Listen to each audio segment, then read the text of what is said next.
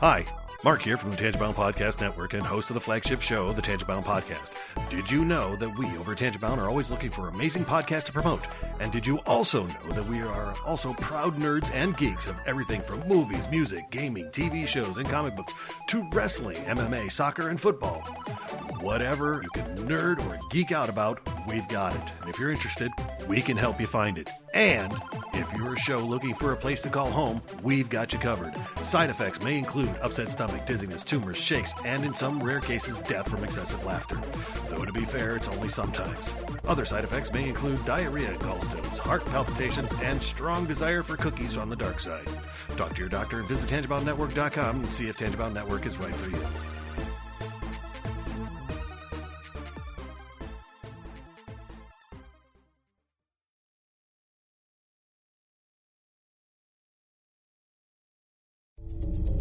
This is a Danger Entertainment podcast. DangerEntertainment.net. Danger Entertainment Podcast Network.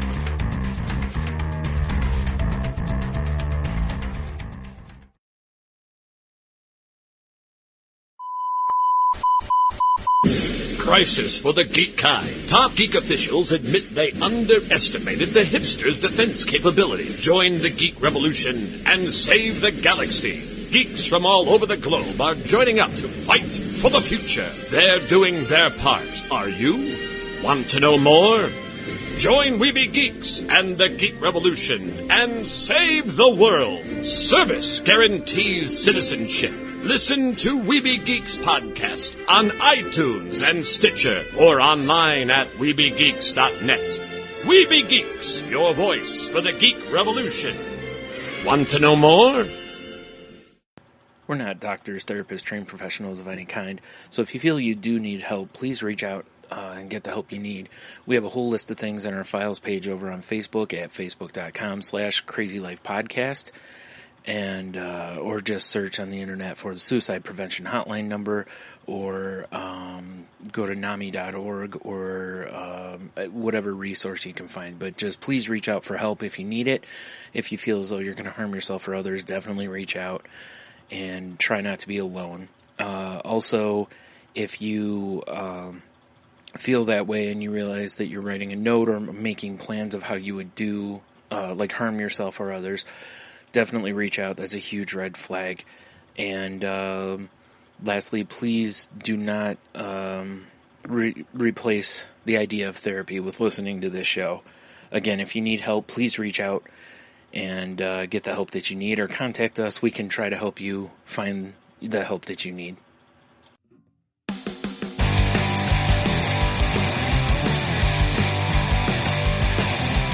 light sucks to the last drop. Are you gonna blow your head off? Take good aim and don't forget to duck. A light sucks every Monday and all the way to Sunday. Wouldn't have it any other way. I don't care how you're doing, what's up or how's it hanging. I'd like to buy this world one last drink.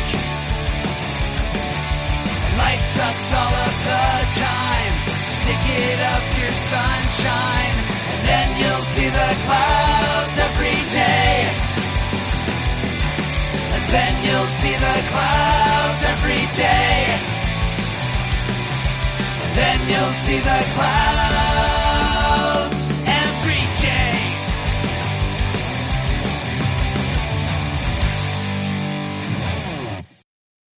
Welcome to the Crazy Life, everyone. My name's Jen. I am your hostess for the evening. And with me, as always, we have Brian and Hello. Hey, guys. Hi. Oh, hello there. What dance review? So, yeah, do the quick turn. Oh, I didn't see you there. Yeah. It's a little throwback to Dev. I don't know if you remember, our friend Dev from the Shot of History podcast used to do the oh, hello there, or something to that effect. So it just reminded me of that for some reason. Like memes and GIFs and all that stuff with that. Mm-hmm. That was his thing. Right. Hello. Well, hello there. Welcome to the Crazy Life Podcast. And a man of his magnitude, and I do that in a loving way. Yeah. He did it so smooth. He's very good at it. Yeah. Really is. Yeah. He's outstanding at the slow turn. Mm-hmm. Yeah. Even though, like, he could literally take his entire hand, palm my head, lift me off the floor, and move me, pretty much. That's probably accurate. Yeah.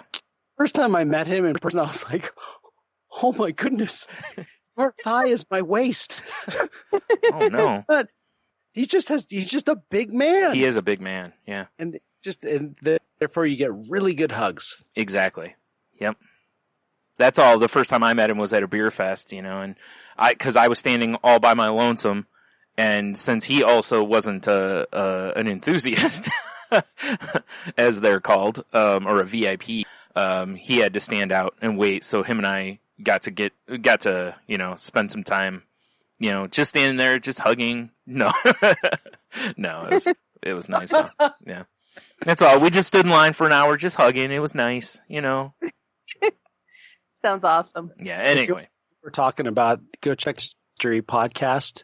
They kind of do their own version of Drunk History, Mm-hmm. and it's really fun. And they're good friends, and there's a lot of laughs, and it's definitely worth checking out. Yeah. So there. There. Awesome. Trip. Oh. All right. Now that that's over, Yeah. enough of Who that. would start us off this evening? Let's see. I wonder who has a backlog of times to start to work on. I got sick. All right, what? Ah. Was that your weekly recap? I got sick. Got sick. Well, that's Started all. on Sunday. Mm. I didn't go to work the last 2 days. And it's terrible because it's that kind where you're lying there and you're going, my nose isn't running. I'm not coughing. I should get up and do something. And as soon as you stand up, you're like, and I'm sitting back down. Yeah. Right. You stand up, your battery light is flashing red. Exactly. Immediately. Yeah. Ooh, I need a recharge. And I have a couple bouts of okay, I can do something, and yes, occasionally my brain will work, and that, but for the most part, it's just ugh. And even today, yes, I get tired. 2 and 3 o'clock. That's been my thing my whole life. I could take a 20-minute nap, but I don't take 2-hour naps at 4. Yeah, right. Did tonight and things like that. Just not getting up, and it's one of those weird, funny little things, but. I had a good week. We're really kind of pushing to do some recording in the band.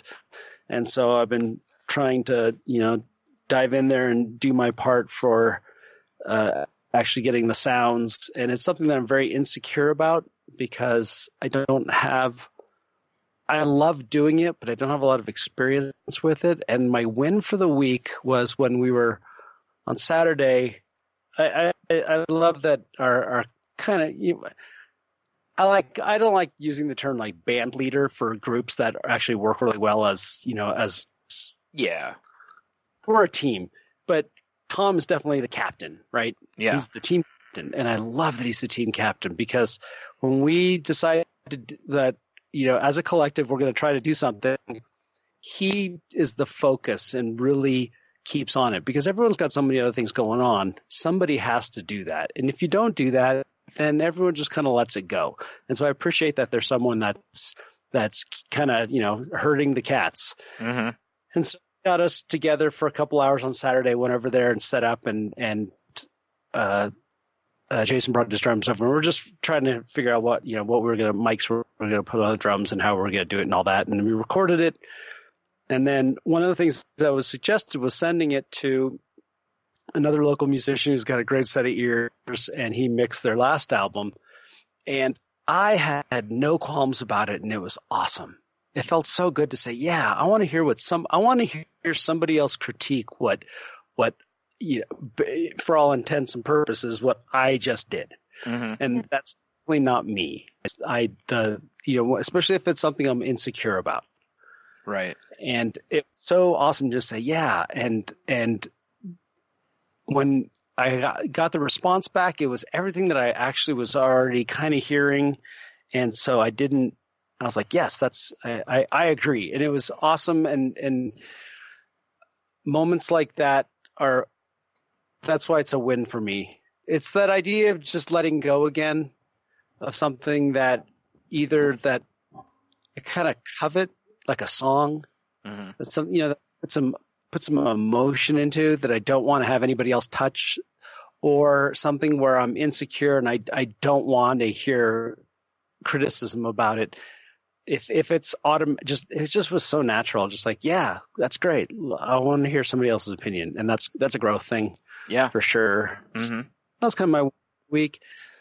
Did the gym a few times last week, and that's all out the window now, because when I don't feel good, I eat a lot of sugar. Foods just do. Yeah. I need comfort. I found this gigantic jar of dark chocolate salted caramels. Yeah. So, you pop a little NyQuil, grab one of those little guys. Mm-hmm. Happy. I feel kind of brain dead right now, and I'm very tired. But I'm here, and I was stoked that Jen made it back from Florida. Yeah, I was kind of thinking that because I texted Heno yesterday and was like, hey, are you up for recording? Which, honestly, I'm kind of glad that we didn't, because I recorded Salty Language last night, and I've been kind of the same way, like, haven't had a lot of energy, so I was kind of like, I was getting low on energy by the time we were done with that, and I still had to, go through and finish everything and post it, so I'm glad we didn't, because then I would have also felt like I needed to do that for this show, and then when he said that, and I was kind of thinking that earlier or last night that I was like, I wonder if Jen will be back, because we might be able to have be at full strength for the show. Well, a full roster. I won't say full strength. And it was already admitted that he's probably low battery. Yeah, still probably plugged in right now. But yeah, my week. I'm sorry, Hannah. Do you have more? I don't want to just take it over from there. Okay. My week was pretty much just migraine. I had over about 4.5 day long migraine, and there was one of the nights that, I was so, I'm not kidding. I was in bed and my eyes were watering so bad. And I don't mean crying. It was just the pain was so bad. My eyes were watering, and I don't want to go to the hospital, even though my insurance will probably cover it. I just don't want to, because I'm so afraid that it won't cover it, like that I'll go and then have to pay an emergency room bill. Like, I would rather try to get into a neurologist and see if they can give me a shot of something like a day later or a few days later, because it'll be so much cheaper. But anyway, but also I don't want to go to the hospital because I'm in so much pain, and dark room helps. Bright hospital, not so much helps. And I don't want to have to sit there for hours in a bright hospital waiting room. That's my biggest fear, because I've never gone for my migraine, so I don't know if they would be like, oh, we can put you in a dark room until someone can see you or something. Maybe that's an option. I just don't know that. Have you ever tried urgent care? No, and I know I could, but again, it comes to the same thing. Like, I gotta make sure they take my insurance. And when you're in that mindset, the last thing you want to screw around with is paperwork, or, it's just, all I want to do right then is not move. Like, yeah, anything. Right. Really what I need is someone to come in and maybe give me a shot or whatever it is I need. That's what I need right there. Not to have to go somewhere. But anyway, it finally. You need to do the paperwork ahead of time. You can't, though. Like, sort of. Yeah. What you can do, you can do the check your insurance. Yeah. Find where you can go to get it taken care of. Well, like for a hospital, I know where I can go, and technically I do. They already have I've been there before, but it's still, I understand. Yeah, when you're in pain and stuff, you don't want to go anywhere. You don't want to do anything. No. It's not just that though. You have to consider that, like when I have migraines like that, I am basically like brain dead. Like my brain doesn't work, because it's just hurts. So. You mean would have someone driving you and stuff that? Well, yeah, I know, but it's like I said, but whatever. It's still, it finally went away. They usually do. It's just sometimes, once in a while, I get one that just won't. It just hangs on. One of the last times I saw my neurologist was I was in there and I was like, yeah, I'm on day 3 or 4, and he was like, oh, do you want us to give you a shot for that? And I'm like, yes, because at that point I'm like, you could say, do you want me to hit you with a hammer? And I might say yes at that point, Yeah. And, and man, sure enough, they give you a shot to numb the area because apparently the shot of whatever else it is can hurt. So, and then they give you a shot of the other. And I mean, before I got home, which it's about a half-hour drive, before I got home, my headache was gone. And I'm like, I need this in my life all the time, but I'm sure there's a reason they administer it at the office and not over the counter. Sure. But, it would be nice though if there was an option, and I know that's like urgent care or whatever, but it would be nice if you didn't have to go to something of that level. Like if you could just go to your doctor's office and go in and just be like, hey, I have a brutal migraine. There's a prescription for blah, blah, blah. Can I just get the shot, and just have them give it to you and leave, like the testosterone that I get. Literally, I make an appointment and I can pretty much show up almost any time because I don't have to see the doctor. The nurse just gives me the shot, So, there's been times where I've had to reschedule or, I'll call them and be like, hey, my ride's late. And they're like, yeah, who cares? Basically, it leaves me in once I'm there essentially. And be like, it'd be nice if I could just do the same thing, something like that needs to be an option for people with migraines, Again, you could have a prescription for it. Like, hey, we can only give it to you once every so often or something, Definitely. There is a urgent care over by the Kroger on Secor. Mm-hmm. Yeah, I know where there's an urgent care not that far away, another way too. So it's just a matter of, like I said, personal experience with, and they are really awesome there.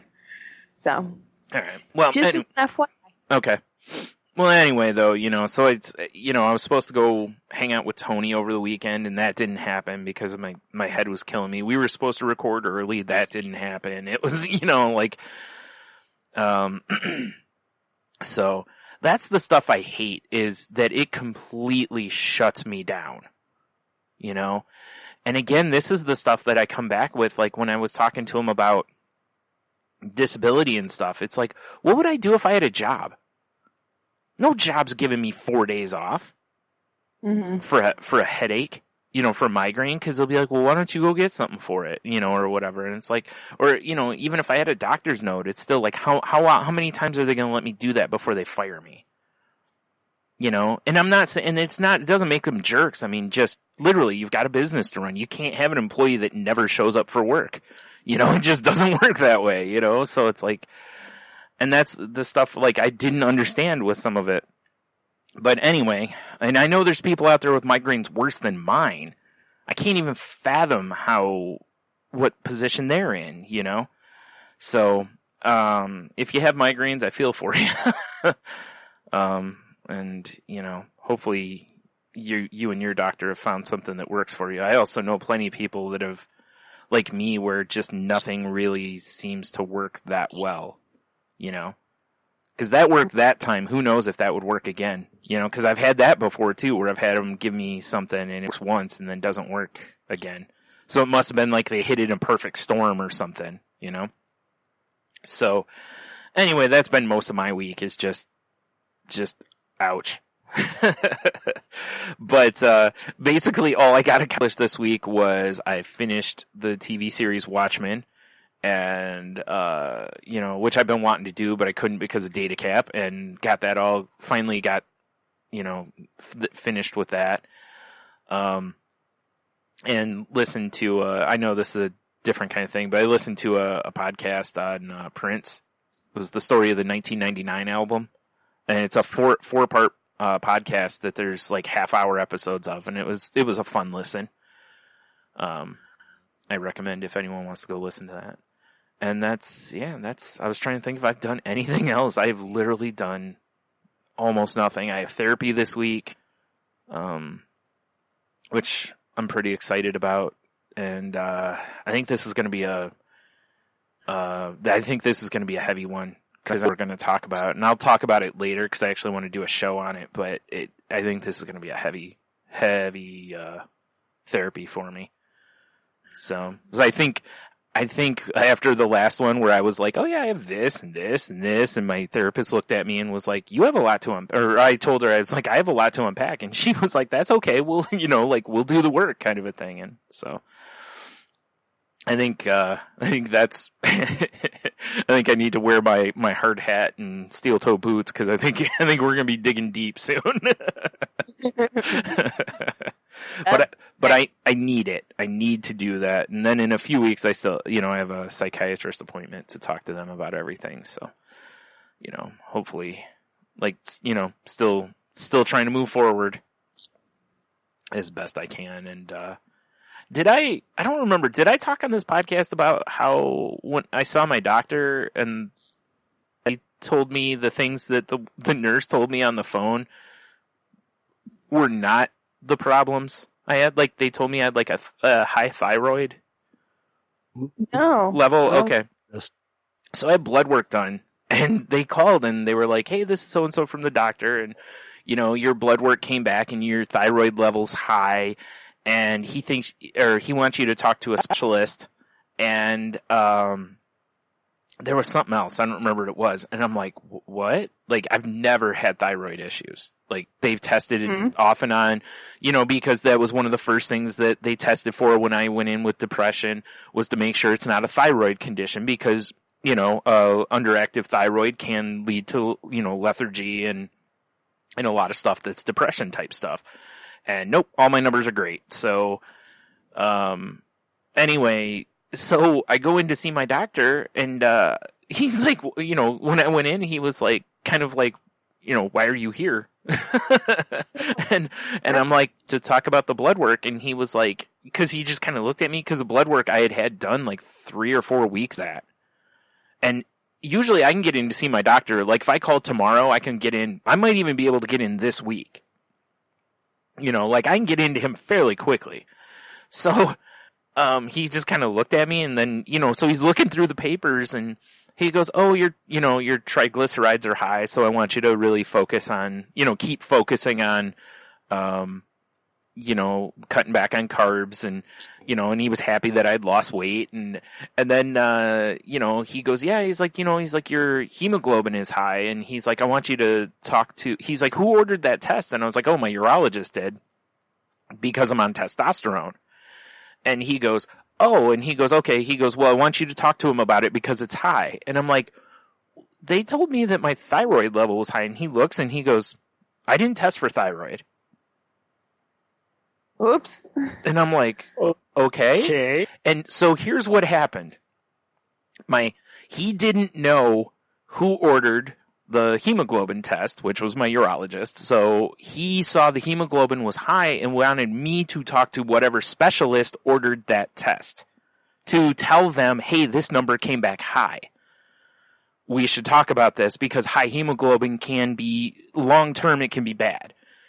For a little while it's generally okay, but in long term it can contribute to like stroke and heart disease and whatever. So you don't want to let it go, And I'm like, oh, well, I had just seen my urologist like 2 days before that to talk about the hemoglobin level being high. And he goes, oh, okay. And I was like, so do I need to see any? And he goes, no, that was who I was meeting. And I'm like, are you kidding me? And then I explained to him, and I told him I still had the message on my phone, and I showed him, because, Google or your phone will do the like voice thing or the text thing for your voice or voicemails. And I showed him, I said, see, it says right on there. And I listened to it too. And he's like, I don't know why she would have said that. He was not impressed though, so I'm thinking somebody might have got a butt chewing after. But so in the long run, it's better news essentially, because I'm thinking, great, now I have another condition to deal with. Like I already got enough. But it wasn't. It turned out that it was basically the same stuff. He just, so yeah, that was quite a relief actually. And I, when he told me and I said that, I was like, I am so relieved. I'm like, here I've been worrying all this time that, maybe it is a thyroid, but on the other hand, I'm not going to lie. Part of me is kind of like, well, if I have a thyroid issue, again, fixing that could help me with some other stuff potentially that, but I was like, but I don't want another issue. So, yeah. So, like I said, luckily it's all dealt with and everything by now. And actually, I forgot, I need to go give blood, because apparently that can help when your hemoglobin is high. Plus, I have a good blood type, and I've been being harassed by the Red Cross about giving blood. So, because apparently I have a universal type. So, whenever they're in need for blood, they really double down on, on contacting the universal people, which I understand, so I should go give anyway, just because it's a good thing to do, and potentially it could help me also. So why not? But yeah, I think that's it for the week. I don't really have much else. Well, so I spent the last 5 days in Florida since we last had the podcast. Unfortunately, it wasn't as fun of a trip as I usually have. My stepdad has a few different things going on, but most recently he fell and broke his arm. So, and he's 80 years old, so that bodes a lot of complications that a normal arm break probably wouldn't have. But so it was definitely a week of, I guess almost a week. Yeah. Being of service and just being available and kind of putting my needs and what I want, my needs and wants aside, and just really putting others first and just really focusing on that. Definitely in a lot of patience, a lot of understanding, of course, and stuff. So it's a few different trials. My win, I would say, is being able to just be in the moment, just sit back and relax, and not try to control, not try to take things, under my hand, and just let somebody else control the situation and just be an assistant and just, be in that moment and just kind of ride it. It was difficult, especially when you see your loved ones hurting. You want to jump in, you want to take control, you want to fix everything and make it right. But I knew that they had to handle it their way, and I'm not going to permanently be down there. I wish I could be, but I can't. Mm-hmm. So they have to find their way of handling things without me there. So basically just, there for the assist and stuff. So it was a difficult week. It was very emotional, very up and down. But, there's some good stuff too that happened. Some funny stuff. I ended up going to, my mother got 4 tickets to this play called Matilda, this musical called Matilda. And I don't know if you guys are familiar with the movie from the 90s. Yeah. Well, musical's a little darker. That's funny. All right. Although the movie is very, from what I remember, and it's been a long time, but from what I remember, it's pretty lighthearted and, a fun children's movie. Mm. Well, the musical is about a young girl that loves to read and loves to tell stories, which, I'm like, okay, that's good. Mm. horrible parents, Mm-hmm. horrible school marm or school superintendent, I think is what they called her. Yeah. That all just harassed her, called her names. Mm-hmm. I mean, just awful stuff. This one teacher wants to help her, but is being shut down left and right, can't help her. And this little girl's trying not to be naughty, so she's a little naughty at times because she's acting out. Her dad calls her boy because he wanted a boy, and she happens to be a girl, so that's all he calls her is boy. I mean, it was so... A lot of what you described there is in the movie. Is it? Yeah. See, I don't remember the movie, so yeah, maybe because the teacher is basically her bright spot. Because her parents are so... Because her parents, if I'm not mistaken in the movie, they're played by Danny DeVito and Rhea Perlman. And I can't remember the woman's name who plays the like superintendent, but she's super mean and everything to her. So yeah, it's just there could be a difference in the presentation though. You know what I mean? Like it literally could feel a little lighter in the movie than the musical felt. That's very possible. Well, it's funny because I went with my mom's to my mom go, and we're all kind of sitting there, like the audience is laughing and going along with the thing, and we're all sitting there kind of looking at each other going, what in the world? This is awful. This is horrendous. And this horrible things keep happening and stuff. And at the intermission, we all sit there and we're looking at each other like, oh, I don't want to stay. Do you want to stay? I don't want to stay. I think we should go. So we ended up leaving at intermission. Wow. You know, I was flashing back when you were telling that story because I remember we went and saw a comedian by the name of Bill Burr in Detroit, and it was at, I can't remember what theater it was at. It was in a theater though, right? And you know, a lot of these theaters have the options for people, the like season ticket holders basically, where they buy tickets to everything, you know? And you could just tell some of the people who sat down had no clue who he was. And I just remember us looking at each other and we're like, these are the people to watch. Because they're going to be, you know, he's a pretty foul-mouthed comedian and whatnot. And sure enough, the whole time, like, you could tell this was like their family night out kind of thing. And I don't mean like little children. I mean, but like adult children and their parents. And you could just tell that they just were not they had no clue what they were in for through the whole show. It was kind of, you know, I felt bad for them because they, you know, probably felt like they wasted their money, but at the same time it was kind of like, why wouldn't you look it up? Like, because seriously, look up a comedian, because comedians are so, you never know what you're getting with a comedian, right? But we live in a world where YouTube exists or whatever. Plus, I mean, the guy's got like 5 specials on Netflix or something, you know. But, you know, it's like, cause sell the tickets. You know, you could always sell the tickets. Or give them to somebody else who might appreciate them. I was just, although I will say, I'll give them credit because, you know, maybe the people went to that show thinking like, you know, with an open mind. Maybe they were like, hey, we like comedy. We'll go give this a chance. But, you know, Bill Burr's one of those guys that he'll say something that really bothers you or it kind of offends you, and then he'll push it really far, and then he'll say something that completely brings you all the way back. You know, and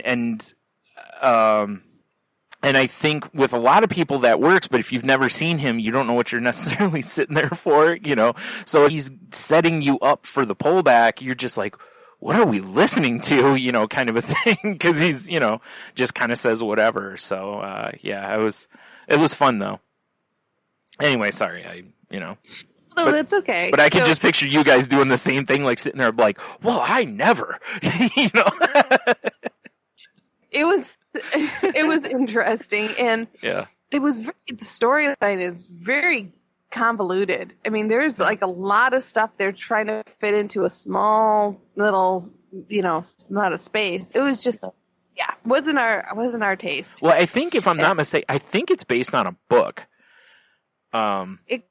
be. And if so, And then- you know how it is, like sometimes when you see a movie versus a play or a musical based on a book, you know, for the movie, like you were saying before, they might have kind of changed it a little bit to make it more of a kid's movie, whereas this was not necessary. This is more of the original, like, darker version, you know, cause like if you read like the original, like the Wizard of Oz books, they're pretty dark. Like they're not like cheerful and bright and like some messed up stuff in there, you know? And it could be, cause like Grease is a very popular movie and it's pretty much lighthearted for the most part and fun and campy. Well, the musical is much darker tones to it and much more sarcastic and satire than the movie is. Oh, okay. It's really interesting. I didn't care for the musical of Grease as much as I'm a huge fan of the movie. And I am pretty literal. I mean, we pretty much have covered that before. So sarcasm, I don't mind it, and I can get it a majority of the time. I can get the joke. But so I don't know if maybe it just missed me. It went over my head because the audience seemed to love it. Yeah. We were the ones that didn't. So maybe it just missed us and went over our heads. It's possible. No, it happens. really quick, did the other people have the same memory of the movie being lighthearted and fun? They didn't remember the movie Oh, at all. okay. Because I was going to say that maybe that's where the issue was, but okay. Never mind. And that's so I don't know, but it didn't work for us. So we ended up leaving early and stuff. So I still had a chance to get out, you know, and then Mom and I went out and got a nice meal yesterday before on the day. We were able to get out and have a nice meal. So that was good. You know, and we'll see if I have to make an additional trips down there or not, but kind of just play it by ear and see how things go. I will say getting old sucks, and Parkinson's is a horrible disease, but there's a lot of those out there. Yeah. But I know my dad always told me never get old, so I, you know. There you go. I do my best. It's interesting, but yes, Parkinson's is rough. Yeah. It's one of those ones. But as we've seen, Michael J. Fox is probably the most famous person with Parkinson's, that I can think of off the top of my head, anyways. As we've seen with him, it's a very big deteriorates you, and really takes a lot. Yeah, Ozzy just came out and announced that he has it too. Oh, really? Ozzy Osbourne. Yeah. Yep. Yeah, it was just like in the last few weeks. So. Okay. That surprised me. Yeah. I actually talked about it on Salty Language a little bit because I was like, having known what I know about your situation with your stepdad, that, you know, when I thought about it, when you move back a little bit with Ozzy, remember for a while it was like the way he was shaking and stuff, and then they talked about how he was on new medicines, and all of a sudden that stuff, he was a little more, and I remembered you saying the same thing about your stepdad, you know, like with the different medicines, and I was like, oh, that makes a lot of sense that maybe that's what that difference was, because for a while there, like, you couldn't understand anything Ozzy said and whatever. And, you know, and I think most of us just chalked it off to all his years of drinking and all that stuff, but maybe it wasn't. Maybe it was. I don't know, but yeah. Still sad. Again, I don't wish it on anybody. It's horrible. I just, you know, that's my biggest fear. I so don't want a cognitive decline. Like, if anything takes me, I would I just, that's the way I don't know that I can handle it. You know? It is tough. It is. Yeah. It's tough to watch. I'm sure it's horrible to go through. Yeah, I'm sure. Stuff. Yeah. The most recent, and kind of on a lighter note, the most recent development is he's everything's going to the right. So, which usually happens with Parkinson's patients. You usually pick a side that you lean towards. So, he has a hard time walking sometimes, but everything is to the right with him. Mm-hmm. So when you're walking with him, you have to constantly go left, left, left, just keep reminding him because he'll start, kind of walking towards the right and like, nope, left. You got to lean towards the left a little bit. Yeah. Yeah. Well, yeah, because, it sounds funny, but if you don't, you literally, I'm sure if you don't, it could lead to a fall, right? Because you just keep going too far right. Yeah. Yeah. He leans too far right and stuff. He'll walk right. Yep.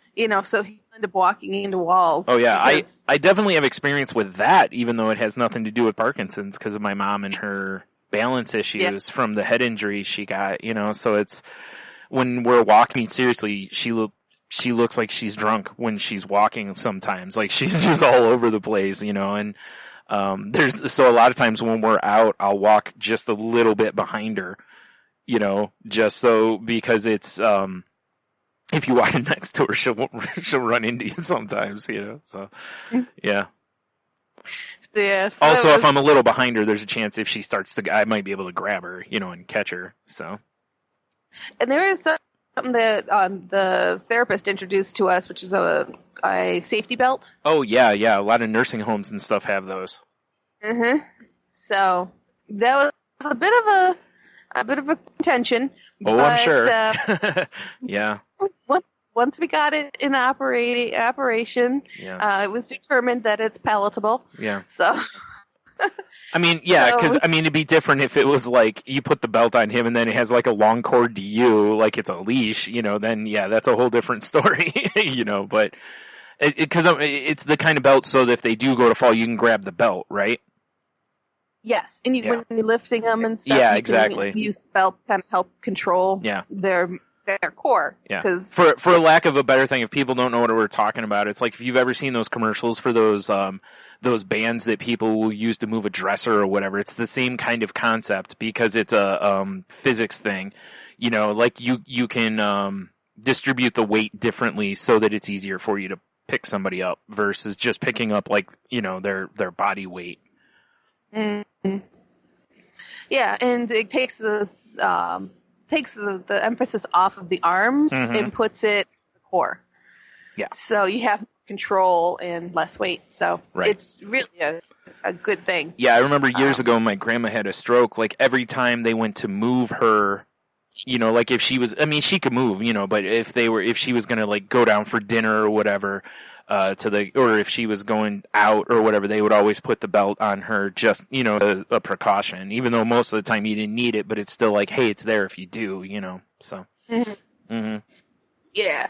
So, in the end, like I said, it's good days and bad days. Sure. I guess today was kind of a bad one, but last couple have been pretty good. So hopefully we keep going with the good trend and see how things progress. Right. It's always tough when you think about, we never want to consider our parents having issues. Mm-mm. Yeah. They're infallible. You don't. They're going to live forever, and they're going to be part of our lives forever. And it's always tough when you're kind of faced with the realization. It's like, I was going to say there's not two. truth. Yeah, two examples of that not being true sitting right here. Yeah. I know you guys know. Well, and you know it firsthand too, because you went through it with my dad. So you were very, very much involved in that process. So yeah, it sucks. It sucks so much. I don't wish it on anybody, but it's just unfortunate that it's just going to happen to most of us. It's be nice if we could just be like, okay, like you get some notification that goes, hey, basically, in 3 days things are going to get really awful, and you're just like, oh look, I'll just I don't know, send myself to Mars or something. And I'll be all set. Exactly. But it doesn't work that way. So.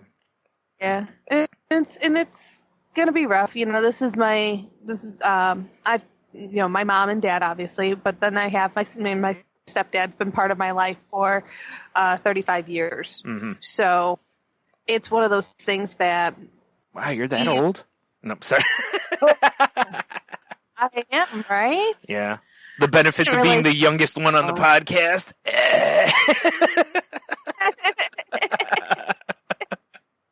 the by a matter of 2 months. for the record. But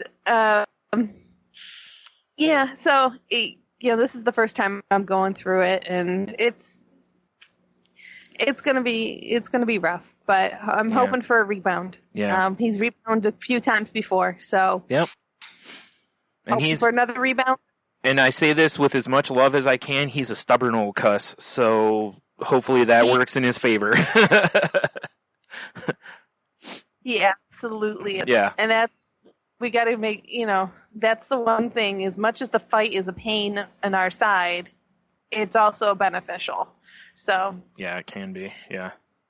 It can be beneficial. So that's the best way to look at it. Right. And hope for the best. Mm-hmm. So that's been my week. So what's our topic for tonight? Well, let's see if my internet. Okay, so there we go. I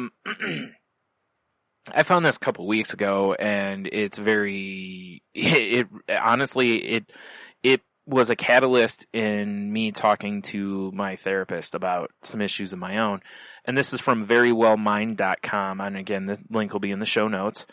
It's by Lisa Fisher. And one of the things I dig on their site a little bit is that, it was medically reviewed by a doctor also. I mean, who knows? It could have been what kind of doctor, but no. Anyway, the title of this is Differences Between Fear and Phobia Responses. And let me do a quick scroll because I want to see how long this is. Okay, it's not that long. Man, I don't know what it is with my dang browser tonight. It just does not want to cooperate. Okay, here we go. Out of curiosity, do you have this pulled up by chance or no? I don't. Do you want me to? Okay. Well, yeah, sorry to crap on the air here. I'm going to put this in our chat, so maybe, because if my internet decides not to cooperate with scrolling, it's for some reason it's trying to do. I was going to say maybe I'll... Wow. I think it's just my computer. Because now the, chat option and stuff on Skype doesn't show, I can't... Wow. There it is. Jeez, finally. I don't know what is going on with this. Wonder if there's an update trying to download or something. Usually that lags my computer something fierce. Anywho, wow. I'm still waiting for our chat window to open up. That's how slow things are going for me. So, yeah, one of you guys might have to read this. If it allows me to post it. Sorry to everybody. I really should just cut this out. I won't, but I should. No. Exactly. There we go. Okay. I think it's sent. There we go. Okay, it's sent. So if one of you guys could do this, it would really be helpful because this is. Got it. Yeah. Honestly, I'm just afraid to use anything but Audacity right now. Long. Yeah, it's not very long. So, do you want me to just read this? Yeah, if you would. All right. So, fear is a normal and healthy part of life. In fact, fear plays an important role in keeping us from entering harmful situations and helping us decide when to get out of situations that are not necessarily the best. Under normal circumstances, fear can be managed through reason and logic. It does not take over our lives or cause us to become irrational. Phobia, however, twists the normal fear response into something that is persistent and difficult or impossible to control. Normal response to fear. It is easy to become afraid of almost anything. Fear is generally, although not always, based on a negative experience with the object in question. For example, if you were attacked by a dog as a child, you may be afraid of dogs today. Sometimes fear is learned from someone else, such as a child who has a fear of spiders because of her mother's reactions. Whatever the object of fear, you may become distressed or uncomfortable when you confront that object. If you are afraid of flying, for example, you may become anxious when you board an airplane. You may self-medicate, perhaps by indulging in a pre-flight drink, but you are able to manage your symptoms and get on with your life. You may prefer to a car or train, but will fly when it is necessary or practical. Phobic responses. If you have a diagnosable phobia of a specific object or situation, your response will be more extreme. Using the fear of flying example, if you are able to board a plane at all, you will sweat, shake, cry, or have other serious physiological responses. You will likely be miserable during the entire flight, as every bit of turbulence renews your panic. If your phobia is more severe, you will simply be unable to board a flight at all. You will go far out of your way to avoid flying, even canceling vacations or business trips if there is no alternate form of transportation. You may be unable to even visit an airport to drop off or pick up a friend. You may even become anxious when planes fly overhead. Consider the source. Besides the severity of your fear, it is important to consider its source. If you have a simple fear, you will not spend much time thinking about that fear. It will only affect you when you are forced to confront it, such as actually boarding a plane. If you have a phobia, though, you are likely to develop a fear of fear itself. You may begin to worry that something will happen to trigger your fear. You may start to change your daily routine in an effort to avoid any possible triggers. If you know that you have an upcoming confrontation with the object of your fear, you will likely dwell on it, perhaps obsessively. You may have trouble sleeping or focusing on important tasks, particularly as the day of confrontation draws closer. Getting help. Phobias are highly individualized in symptoms and severity and cannot be self-diagnosed. The above are a few guidelines to help you decide whether to seek help, but it is important to realize that your symptoms may vary from those listed here. If you believe that you may have a phobia, it is very important to see a mental health professional right away. They will help you with providing an accurate diagnosis and develop a treatment plan that is right for you. Wow, that is really amazing. Yeah. Now, where this really popped for me, thing that's amazing.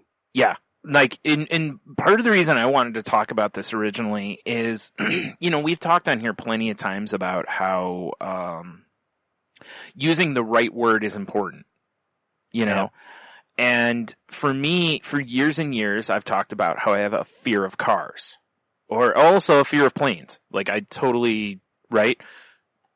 So when I was reading the phobia response to flying, I was like, see, that is what I do.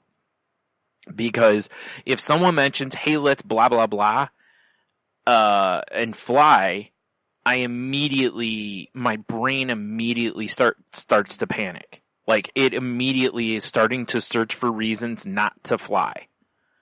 Because I've thought about this over the years as friends have wanted me to fly for vacations or whatever. And the whole concept to me is, I've talked on here, I potentially have IBS. So my first thing is I'm a big dude and those bathrooms are not big. And I don't want to be having to keep going to the bathroom on a plane. I don't want to, as a big person, I don't want to feel uncomfortable or be stuck in a middle seat or, it's like, that's my brain does this. The idea of being stuck in a contained space for a few hours scares me a lot. Because again, in a car, you pull off the road. You can, get off at an exit, grab food, whatever you need to do for a little while, and I can get space and feel okay. You can't so much do that on a plane. I can't just go, oh, you know what? I'm going to just step outside for a minute, and that is a big coping mechanism of mine. So, my brain goes down this, but there's this and there's this and there's this and there's this and there's this. And then in the end, if I were to think about it, if I agreed to it as it got closer and closer, my level of panic would just increase and increase and increase to where, like, they talk about not being able to sleep and all this other stuff. That's what would go on because, and I know this because I have the same reaction to car trips. I can do car trips, and as Jen knows, well, you've been on a car trip with me too, I know. Yep. I hit a point where I'm like, I have to get out of here. And if anyone's ever seen the episode of The Simpsons where Marge confronts her fear of flying, she's on a plane, and at one point, like, before they take off, she just starts going, I gotta get off. I gotta get off. And then she's like, let me off, let me off, let me off, let me off, let me off. And she's bouncing around the plane, and in my head, that's how it feels, right? Is that you're just like, I gotta get out of here now. And if I don't, I'm gonna freak out. And and for years and years, I'd always talk about, well, it's a fear of being in cars. It's a fear of car accidents. It's a fear of flying. And then it's like, after reading this, it's like, and for the record, I didn't self-diagnose. I just read these things and was like, this sounds like me. talked to my therapist about it, and she was like, oh, I'm very comfortable basically saying that you're claustrophobic. Or agoraphobic, I'm sorry. I mean, I have mild claustrophobia, but agoraphobic. And most people think agoraphobia, and they think of, like, fear of open spaces. And it's way more than that. Like, for me, what has happened, and again, Jen can speak to this as someone who's been there firsthand over the years with me. When we were in our 20s, I was pretty much up for anything. You know, I had my limits, but most of the time I was like, okay, we can go for a little bit, or even when I did have the fears and stuff. Now I'm at the point that a lot of those things I won't even consider. You know, like if someone's like, hey, let's go blah, and it's like an hour away, I'm like, my brain immediately freaks out. And like I think I told the story on here actually, which was, and I'll tell it again for anyone who maybe didn't catch it, which was the one night there's a Taco Bell like couple minutes from my house. I thought we were going there to grab food. And then when I got ready to go, my mom was like, oh, actually, we're going to get Wendy's instead. Now, Wendy's is, what is Wendy's, Jen? 10 minutes from here, probably? 15, maybe? It's probably 10-ish. Say 10 minutes. That's only a matter of, it's like 5 or so minutes longer. My brain was trying to come up with any way it could to go to Taco Bell instead. Not because I wanted Taco Bell food instead, but I didn't want to be in the car the extra few minutes. That's how bad this has gotten it for me at times. Going to my treatment, or to get my testosterone, like I said, is half an hour away. And the night before, my brain is looking for reasons to not go because I don't want a half-hour car ride. I don't want to leave the house. And it started with, it used to be long car rides, then it became car rides, now it's become leaving the house.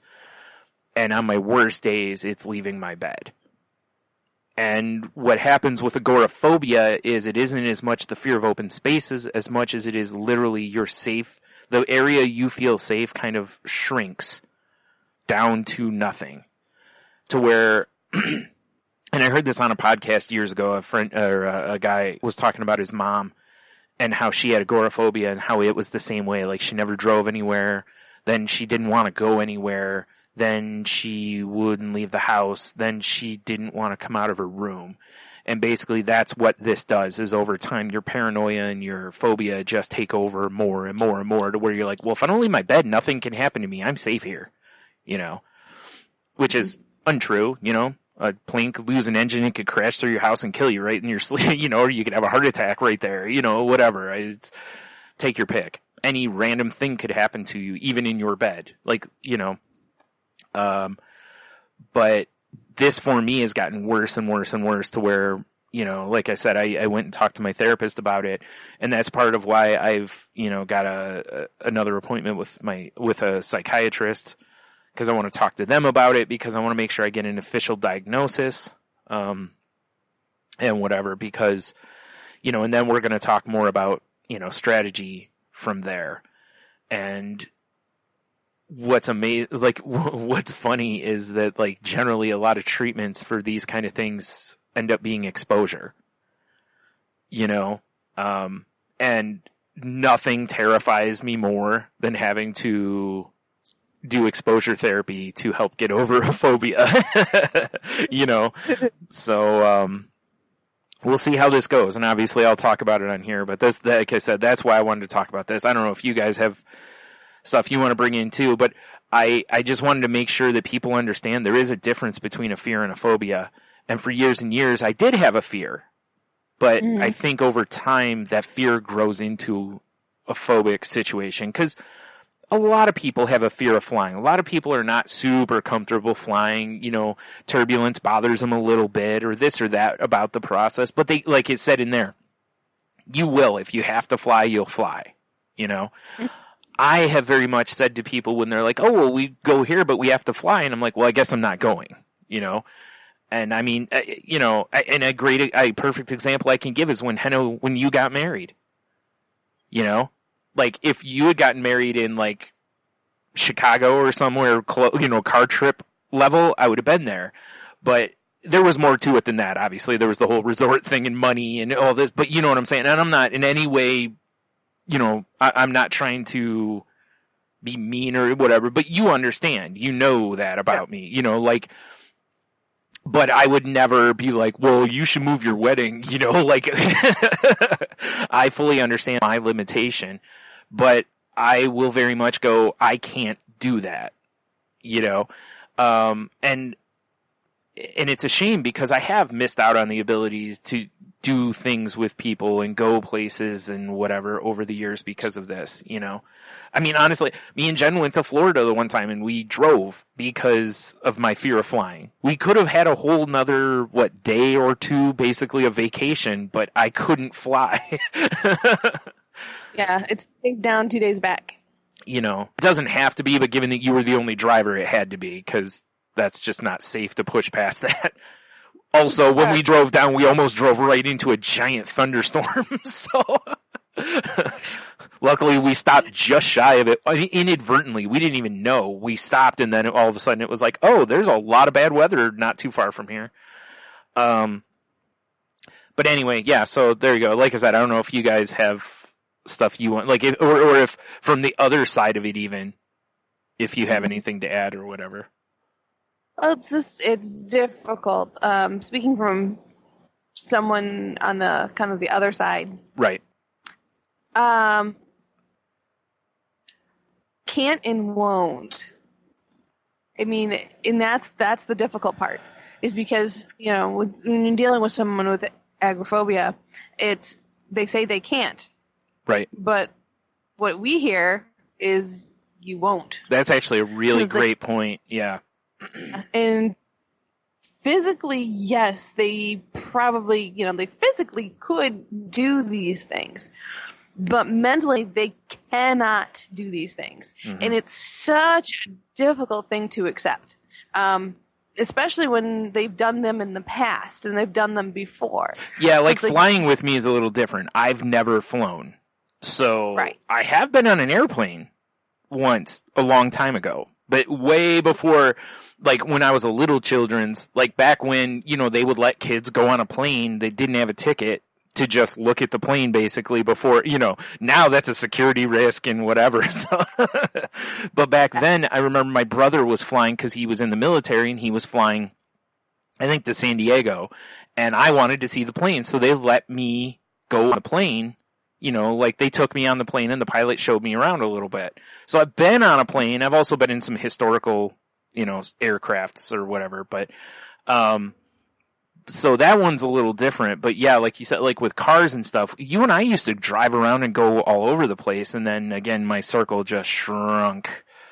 And that's why, and it's such a difficult thing to accept. You know, it's horrible for the person dealing with it, of course. Yeah. But from the other perspective, you know, it's also tough on those around them because it's stuff that we've done this. We've done this multiple times. It's like, why now? Why all of a sudden is it so much harder for you to do these things?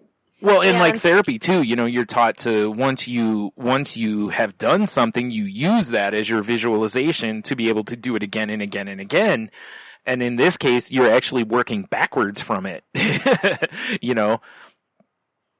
So it makes it that much harder.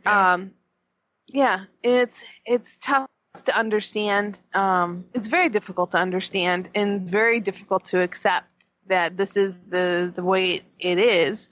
You know, so I feel for people. I mean, it's very intrusive and very difficult to manage, you know, for everybody involved. Yeah. Because to go other side from what you were just saying, I feel horrible when other people will then, like, if they change their plans because of me, you know, like I try really hard not to do that with people. You know, like if they want to do something, I would rather just remove myself from it and let everybody else go do what they want and have fun than make everyone try to change the venue just so I can be happy. You know, like that. I try not to be, like, in my head, that's so selfish, and I don't want to be that person. You know, I'm always like, hey, if 9 out of 10 people in the group want to do something, that's what the group is doing. You can either do it or not. That's on you. But 9 people want to do it. So, but it is very difficult. And when people change their plans and stuff, and I've had so many people be so accommodating to me and my issues and whatever, like Tony and Jeannie over the years wanted me to go to Marquette for a beer fest, and Marquette's 8 hours from here. And I'm just like, that is, like the idea of, and they're great. They'll pull off because, hey, let's grab a coffee or whatever, just get out at a rest stop for a little bit, walk around so I get my space and I feel fine. But the idea of it is so awful. I know I could do it. But the problem is that your mind builds such a wall in front of you that even to, much like we talk about somebody who's got depression, anxiety, mental health issues or whatever it is, going to therapy that first time, that first step is so hard. And same with this, it's like I feel like I have to run through a brick wall before I can even consider the next level of things. Mm-hmm. Before we're even in the car, I have to run through a brick wall, basically. And then I have a whole new set of things I have to run through, so it gets really hard. And I feel really bad about it, because I hate canceling on people. I hate I don't like, feeling like people would have to shift their plans for me. Or like I said, with vacation. Somebody is like, oh, well, I have a week of vacation. And I'm like, well, I can't go unless we drive. And it's like, well, it takes 2 days to drive. It takes 2 hours to fly. And it's like, I'm going to eat up 4 days of their vacation traveling when we could have already been there, so it's like, I feel terrible about that, Yeah. And it's understandable. I mean, it's, well, I'll pull the curtain back a little bit. I mean, we've had moments where we've both been in tears over it. And just from frustration and disappointment and all of that stuff. And it's an amazing scenario when you can have that situation to where one side is so frustrated with the other, or both sides are so frustrated, but it isn't even necessarily at the person. Right. As much as you're upset at the disease. Or circumstances. Yeah, exactly. And it's so weird how you can be in that scenario where we can both be that frustrated over the exact same thing, but it's over completely different feelings of the same thing. It's such a weird situation to be in, And it's hard for either side at that point to fully understand what the other's going through. So yeah, it's a really, really tough scenario, like you said, for everybody involved. It's a hard pill to swallow when someone says they can't do something when they physically can. Right. But again, in their brain, much like you were talking earlier about your stepdad, my brain says I can't, so it doesn't work that way. Yep. Yeah. So, it's so difficult to wrap your mind around it, but it is 100% legit and 100% real. Yeah. And that's, I think, a real good takeaway from this is both sides in that situation, really, you're right. Yeah. Because you're saying, well, you can do this. You're not wrong. You could. There really isn't anything that's physically preventing you from it. And from a logical standpoint, you can do this. You will survive. Of course, leaving out extremes, you'll be fine going to Wendy's. It's okay. But on the other hand, no, I won't be, because I'm going to be paranoid and irritated and all this the whole time. So it's, like I said, it's a weird place where both sides really are right. Mm-hmm. There is no wrong in that scenario. There might be illogical, but there's no wrong, So how about you, Henno? Do you have? Oh, I think it's so important, that part about to distinguish between the two, and that the phobia becomes a fear. Mm-hmm. Your world just gets smaller and smaller and smaller and smaller. Yeah, because not even just agoraphobia, no matter what your phobia is. Yeah, that the more that you're faced with it, the more you fear it. The more you put up walls and barriers, and you create your little protections. And I saw it firsthand with my good friend Chris when he had his panic attack, and it was one of the things that has helped me tremendously with understanding the usefulness of medicines for people, and how something inside their head can have a physical manifestation. And I'm glad that I had a chance to experience that, because when it made me a lot more open-minded to it. And it really, when I hear people, there's things with addicts, of course, anytime you're talking about a pill with addicts, it's, a drug is a drug is a drug. And some people actually try to promote that people shouldn't take drugs for their mental health things. And it's something that really makes me angry because of my experience. I got to see it firsthand. I got to see someone that I've known my entire life suddenly, physically have a reaction in front of me where medicine was required. Yeah. There was no, it absolutely had to be. And what he actually ended up with, it started with a panic attack, but it became agoraphobia. Absolutely. And he did, in a way, his own cognitive sort of therapy in the idea of like, okay, well, first walk to your sidewalk. Okay, now walk back. Okay, now, mailbox now. Okay, now one block, and slowly over time. But there was still, and the reason that I knew, it was a phobia is because there was just fear of even the thought of doing that. Yeah. And I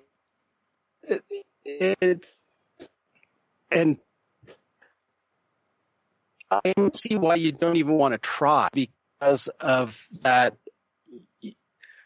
When I got to see the physical reaction of what happened, I was like, well, that would freak me out, knowing it's not even could happen, that it's going to happen. See, that's the worst part, I think, is that every time it's not am I going to be anxious or not? I think that's part of your difference between it being a fear and a phobia. Is the fear used to be I didn't like being in cars, and sometimes something would happen, like, we'd have a close call somewhere, and I'd start to freak out a little bit, right?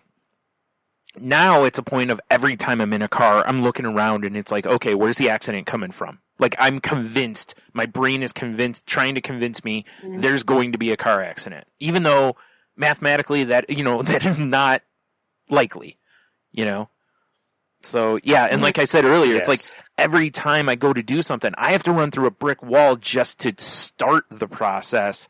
I'm already tired. I'm exhausted from doing that. Now I still have to face this other stuff. Yeah, that's why I think I really like this article, because it really lays that difference out quite clearly. I had an experience on, was it Thursday? It's nowhere near this, but it reminded me of it, in that I had forgotten that I had made a commitment to do something on Friday, or it was still kind of up in the air, and it was something that wasn't very comfortable with. It wasn't at my work, but it was a side job related thing. And when it got brought up that this was definitely going to happen, I started to have anxiety over the anxiety I was going to feel the next day. Right? It's awful. Yeah. And I was literally, none of the anxiety I felt had anything to do with, and all right, so the anxiety of the next day, I can compare this because it's, anytime I do a really good job, I'm going to have some anxiety. That's totally normal. It's completely natural that when we go into something that maybe we don't do all the time, something that we really want to excel at, really do a good job at, nail it, where there really isn't, there's no other option to nail it. So that to me is fear. It's a legitimate fear. It's not the same as like snake comes across the trail, because that's also a legitimate fear, but it's different. This has to do with internal inside job kind of stuff, right? Yep. But what was unusual was what I felt the night before, which is anxiety about anxiety. Yeah. And that Yeah, sure. was strange to me. Yep. It was like I suddenly was not comfortable in my skin.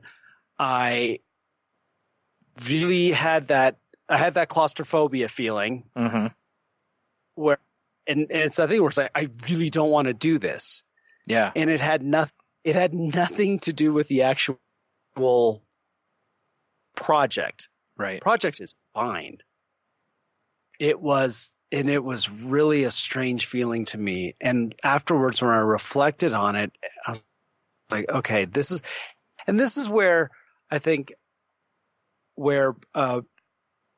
boundaries, rules, this is where this comes in handy, where I then had to, okay, I need to address this. Yeah. I need to come up with a solution for this so I don't end up in this place again, because I don't mind feeling the pressure of work or it's in front of me. Right. That I can accept.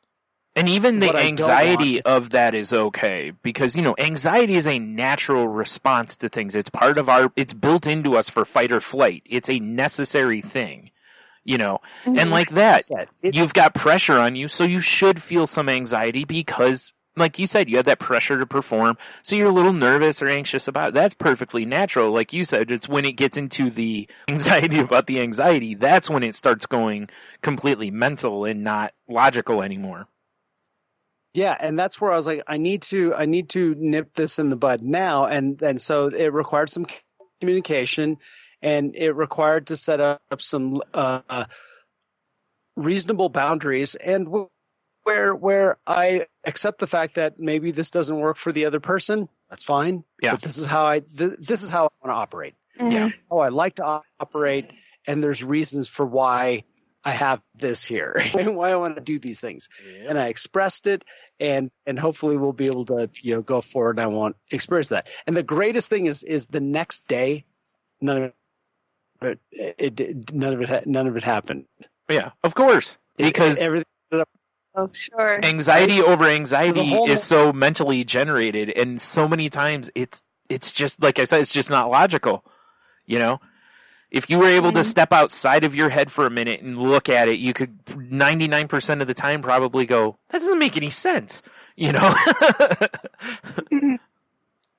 and it's still like I don't regret it because it led to taking steps of searching, and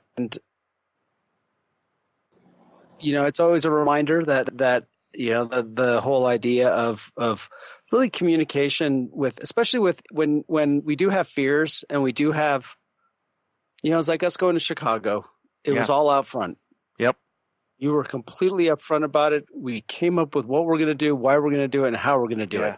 And we implemented it. And I think it's very important with no matter what it is, if you have somebody that is trying to make a change in their life, whether it's through mental health, physical things like, food, eating plans, that kind of stuff. Yeah. Anything like that where there are other people involved, let people know. Let people know what happens. Let people know what you can't have, what you prefer not to. And hopefully the people around you will listen to you and be understanding and compassionate. And then you'll be more likely to go out and do those things that you had anxiety over anxiety or a flat out phobia. Well, go ahead. I was just saying, and after reading this, there is nothing in my life and most people's lives around me that is a legitimate phobia. Most people just have fears because so it's like a phobia. You need to go see somebody. Yeah. You don't. Yeah. And in fairness, fears, sometimes you may need to also, cause like I said, if I had clipped mine when it was just a fear, maybe I wouldn't be where I am now. Who knows? You never know, but yeah. Again, as we always talk about, if something is negatively affecting your life, if you see your safety, your perceived, whatever you want to call it, circle of safety where you feel safe or whatever is shrinking, please go see help. Go talk to your mental health provider of some sort. And, because sometimes maybe you just aren't equipped with the tools you need to cope with it. Sometimes, again, with anxiety, a lot of times it's about being able to stop the process. Because if you can catch yourself partway through the process, it's amazing how much difference it makes. You a lot of times can kind of shut down the illogical thinking, My problem, and like a lot of people with phobias, of course, is you're well beyond that point to where your first step has nothing to do with logic. Your first action is immediately illogical. So now you're going to spend all your time trying to get your brain to at least make a, stop so you can, go, wait a minute, this isn't logical. And like I was telling my therapist, one of my issues with cars is that there is a higher percentage that something could happen to you in a car. Car accidents happen all the time, so that doesn't help my case, but, anyway, real quick, I wanted to go back to what you were talking about, Henno, with your one friend, because I remember when we were in Chicago and we were at that bar and I was starting to go into a panic situation, and I remember I recognized that look. Yeah. And it was like, that's why this is important, to notice this in your friends and to be aware and find things out too, is because of that. Henno immediately was kind of like, hey, if you want to go back to the room, I'll go with you. And immediately now I have an out, basically, and I was like, yes, like that's what I needed in that scenario. And it wasn't giving into the phobia or anything. It was just I was at that point that, again, my battery's flashing red, and he saw it. So he was like, hey, let's go recharge you, and it's so helpful in that scenario. And not just you. I don't want to, minimize Tony and Jeannie and T in that moment either, because they were also very aware of what was going on, but it was, very much that. And then again, what was it? Was it that night or the night after, whichever it was, when you and I were talking about the Van Gogh exhibit? Oh no, it was when we were back at the room, because I was looking on Twitter and I was seeing that there were really long lines and a lot of people, and I'm like, oh man, and immediately, boom, right into that phobia of crowds, or a fear of crowds and all that kind of stuff. And immediately again, because, whether it was just you were approaching it logically or because you had been through it, you were like, yeah, but if you don't go, you're going to regret this. Like, kind of a thing. And that really helped me refocus on it and stuff. And that was a big breakthrough. That whole thing was a huge breakthrough for me at that time, because, that was really stressful. But then all of a sudden I wasn't. It was the weirdest thing. I don't even, that's the best way I can describe it. I was so anxious. And then all of a sudden I was like, oh wait, I'm not feeling any anxiety. So it was a very weird moment, but that's why it's nice if you have people around you who are aware and willing to help. And also, when you talk to people, like when you tell them what is wrong and what's going on with you, they can be of service. If you don't let anyone know what you need or what's going on, they can't help you. So, please, on both sides of the coin here, communication is so important. That's why this whole, the stigma with mental health and everything is so important to break, about not talking about things. Is the more we talk about it, the more we see it. Because literally, if you walk down the street and you see somebody clutching their chest and they're kind of falling, what would you think? Most of us would go, oh, they might be having a heart attack, like kind of a deal. We all kind of look for that. So if you go somewhere and you see someone who's got kind of a bewildered look on their face in a crowd, there might be a chance that person is they can't see an exit. All they can see is closing in, so, like I said, if you have somebody that suffers from these things, please do what you can to help and talk to them about it and everything. And if you have these things, please be vocal about them and talk to your friends and everything. And my last bit on this, I guess, is if you talk with your friends about this and they don't seem to care, then they've told you all you need to know about them as friends. Yes. And yes. All right, guys, how do we feel? We good? Yeah, Yep. yeah, really happy about that. Awesome. Well, we covered some really great stuff tonight, and if you want to continue the conversation, you know what to do. You can reach us at thecrazylifepodcast.weebly.com, thecrazylifepodcast@outlook.com. You can reach me direct on Twitter at Witskyditz, WHITSKEYDITZ, or at Jen's Crazy Life. That's Jen with the G. You can shoot me a message. If you want to hear more from me, you can also hear me on Shake the Sheets. It's a pop culture talk podcast that I do with my co-host, Nate. And if you want to check that out, you can find it at shakethesheets.com, which is our website. And Henno, how can they reach you? You can find me on Twitter at Ida Henno, and you can find me on Facebook, Henno Hydra, and Facebook Messenger. And my other podcast that I do for lots of fun is called the Moving the Needle podcast. And we're going to be recording this week a review of 12 Monkeys. Interesting. There's contagion going around. Yeah, right? I chose 12 Monkeys over Outbreak, huh? Yeah, we started actually with Congo, and it's like, Oh, yeah. yeah. The outbreak that occurs in that is a little obscure. Yeah. And then we're like, but we want to do something that was also actually a pretty good movie. True. Yeah. So 12. That's fair. So yeah, that'll be out probably by either Sunday or Monday. So check that out. Yeah. Or if Nice. you're like me and just happen to have, wrapped watching Watchmen, go check out the episode that's up currently where they talk about Watchmen. And lots of spoilers in case you haven't watched it. Don't listen to the podcast.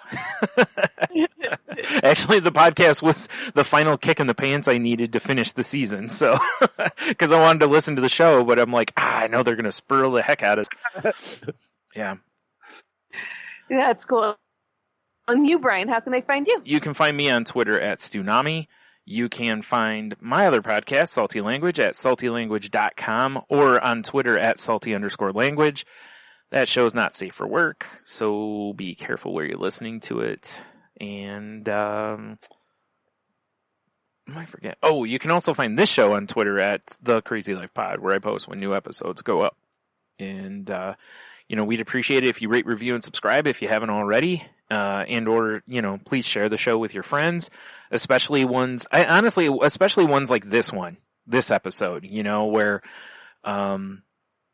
we talk about the difference in terminology and how important that can be, as well as, if somebody doesn't know about some of this stuff, it might be able to help them. Cause again, we're just trained professionals, blah, blah, blah. But, I like the idea of us putting this kind of knowledge out there, and then you can go do more research from here on your own to, find out more about it. And again, if you feel you need some help, please reach out to somebody. If, something we talked about tonight rings true to you, whether it's if you're like, oh wow, maybe my situation is fear or phobia and I could use some help, please reach out to somebody. Cause honestly, after I read this article, the first thing I did, I believe, was I reached out to Henno and Jen and talked to them about it. And then I saw my therapist and talked to her about it.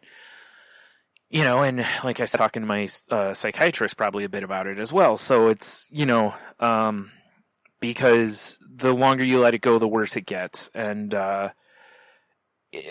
also the longer you let it go, the harder it's going to be to get back where you want to be. I can look where I am and where I'd like to be, and I can see a long, hard road, but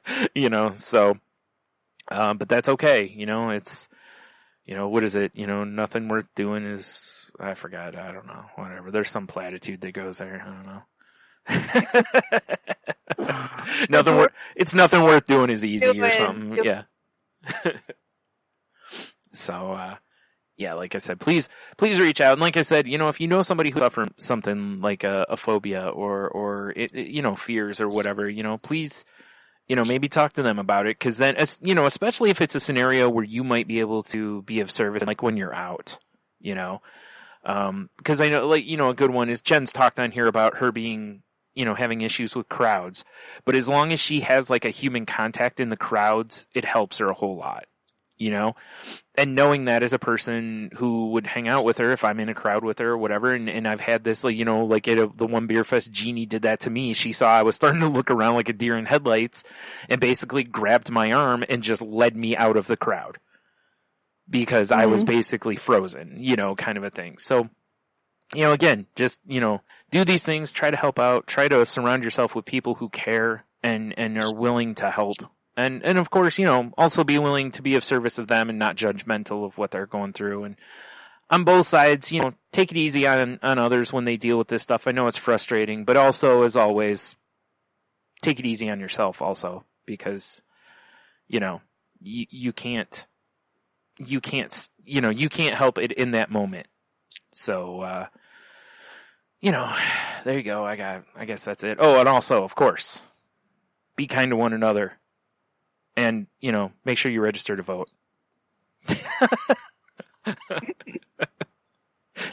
I'm not sure if those two go hand in hand. No, it depends on how you vote.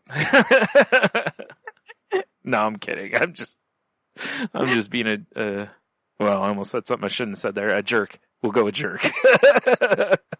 Sure. With that, everybody, go out there and have the best week you possibly can. And don't forget, wiggle your toes.